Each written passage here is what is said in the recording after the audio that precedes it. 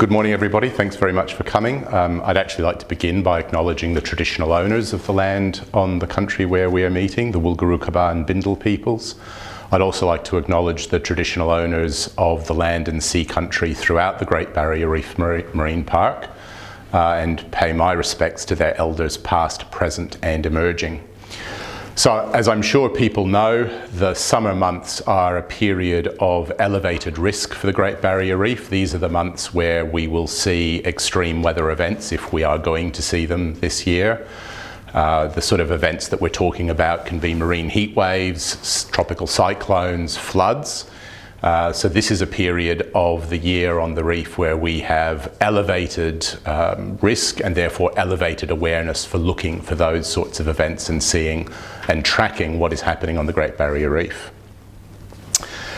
Every year before the summer, the Great Barrier Reef Marine Park Authority runs what we call a pre-summer workshop. So we are bringing together experts, particularly in climate science, marine science, coral reef science, experts particularly from the Bureau of Meteorology in Australia, the National Oceanic and Atmospheric Administration in the USA, James Cook University and the Australian Institute of Marine Science.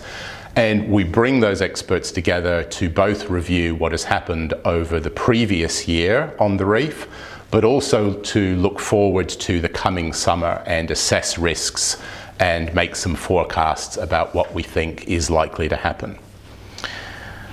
At this point in time, the Bureau of Meteorology have declared that Australia is in an active La Niña phase in terms of the El Niño Southern Oscillation Cycle. The La Niña phase brings with it certain probabilities of weather patterns. So in particular, we would typically expect in a La Niña year to see a larger than average number of cyclones. We would expect to see wetter than average conditions, so more rainfall than average, and cooler than average conditions.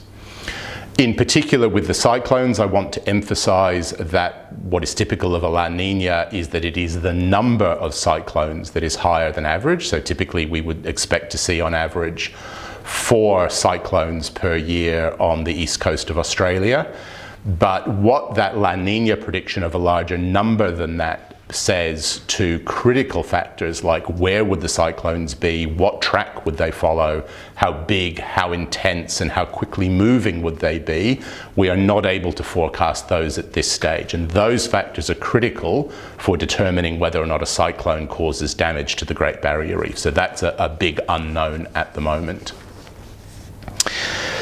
There are 3 things that we are fairly confident in forecasting from the Bureau of Meteorology's work over the next couple of months. So through December and January, we are expecting to see warmer than average conditions on the coast of the Great Barrier Reef, warmer than average conditions in the surface waters of the Great Barrier Reef, and also higher than average rainfall. Those are the conditions we're expecting through December and January at this stage. Beyond that, into February and March, which are still part of the season of peak risk for the Great Barrier Reef, there is great uncertainty about what we would expect to see. So on the one hand, we have these forecasts of warmer than average conditions, but at the same time, because it's a La Niña, there is the general forecast of larger than average number of cyclones and wetter than average conditions. So the balance between those in terms of what will happen later this summer is very uncertain at the moment, and we will have to closely watch both the actual weather conditions and future forecasts as we move through the summer in order to gain a clearer picture of what is actually happening on the Great Barrier Reef. The Great Barrier Reef World Heritage Area is about 348,000 square kilometres, so it is bigger than 2/3 of the countries on the planet.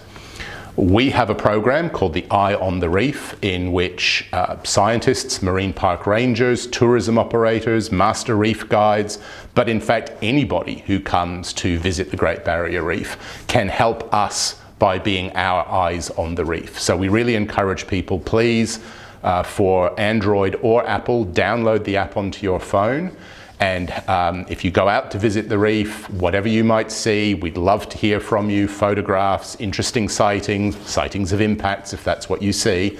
It really helps us to keep an eye on the reef by having lots of people assist us, particularly in these summer months when things can change quite quickly.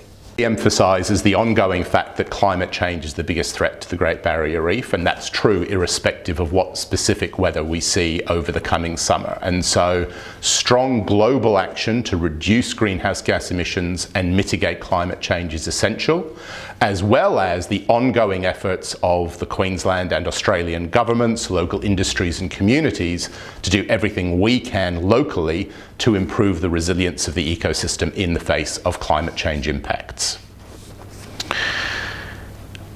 Finally, I would just like to emphasise that there have been some pretty severe impacts to the Great Barrier Reef in recent years, mostly driven by climate.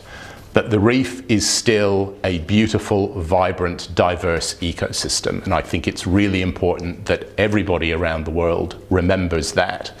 Obviously, there are many travel restrictions in place at the moment due to COVID-19, but as those restrictions ease, we would really encourage people to come and visit the Great Barrier Reef. It is an absolutely amazing experience, and we, in our experience, firmly believe that if people come and see the reef, they fall in love with it and they want to do everything they can to help protect it, and that's critically important for the future of the Great Barrier Reef.